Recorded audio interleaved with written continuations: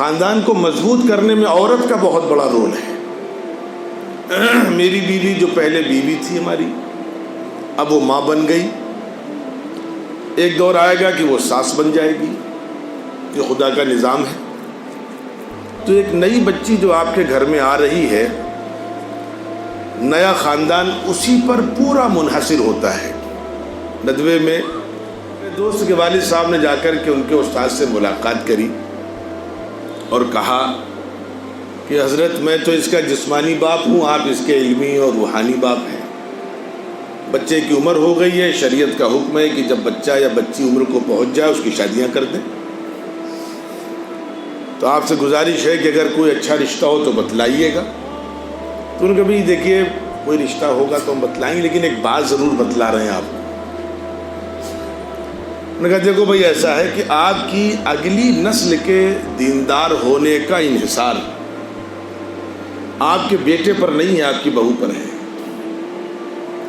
آپ نے بیٹے کو تو عالم بنا لیا ہے اللہ کی توفیق سے، ٹھیک ہے، حافظ بھی ہے، قاری بھی ہے، دیندار بھی ہے، لیکن اگر آپ چاہتے ہیں کہ آپ کے پوتے پوتیاں بھی دیندار رہیں تو وہ آپ کی بہو سے سلسلہ ہے۔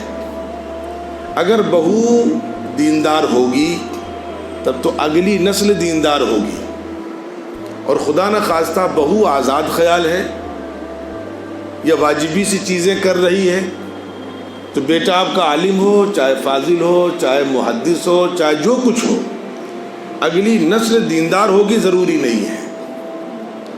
اللہ نہ کرے بیٹا شرابی ہو آپ کا، بیٹا لاخیرہ ہو آپ کا، لیکن بہو دیندار مل جائے، بہو قابل مل جائے تو انشاءاللہ العزیز امید رکھیں کہ اگلی نسل انشاءاللہ دیندار ہو جائے گی۔ اگلی نسل کے دیندار ہونے کا انحصار بہو پر ہے، سلسلہ یہاں سے شروع ہوتا ہے۔ بڑا مسئلہ یہ کہ جو سلسلہ جہاں سے شروع ہوتا ہے ہم وہاں پر محنت نہیں کرتے، اور جب معاملات بگڑ جاتے ہیں تب ہمیں فکر ہوتی ہے۔ ایک بچی آ رہی ہے، وہ ایک بچی نہیں آ رہی، وہ پورا ایک سماج آ رہا ہے آپ کے ساتھ، آپ کی نسل کی بنیاد آ رہی ہے۔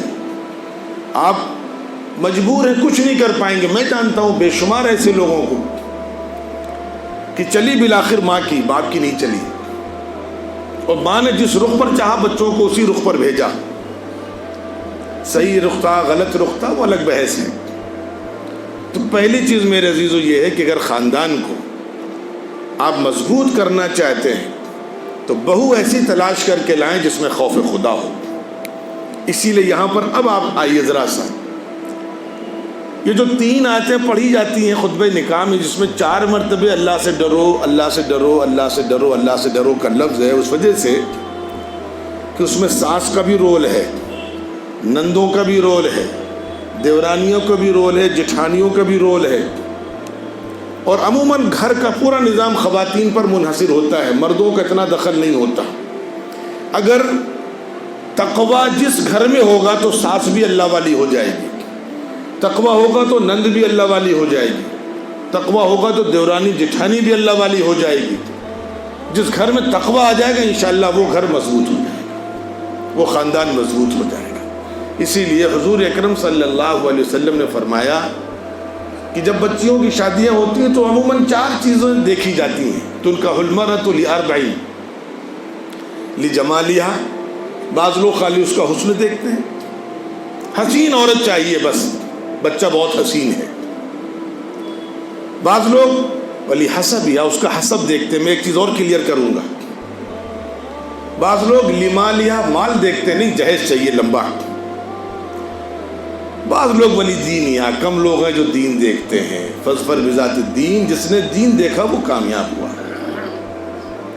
پتہ چلا عورت کی شادی حسن، خاندان، مال اور دین۔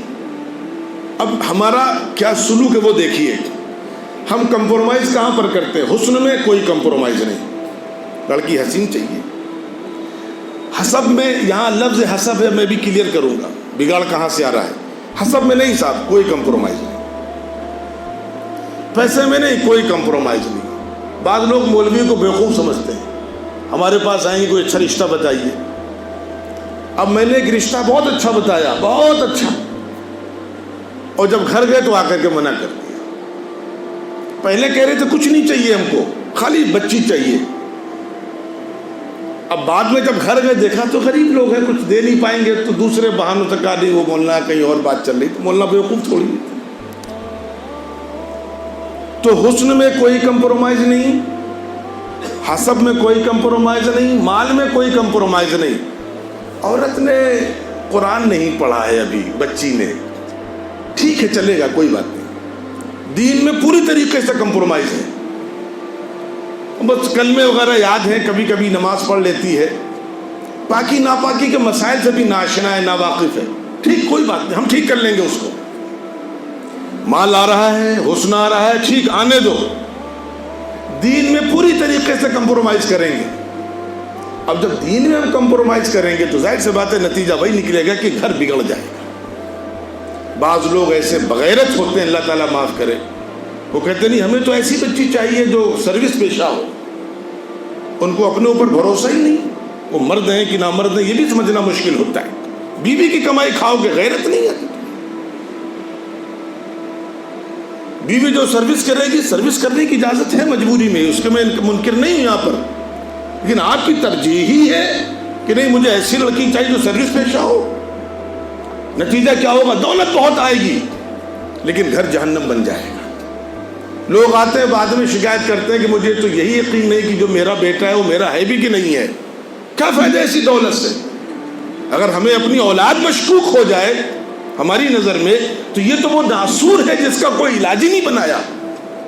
لیکن نہیں, اسی پر مطمئن ہیں ہم. تو گھر کی جو بنیاد ہے میرے عزیزوں وہ دین پر ہے.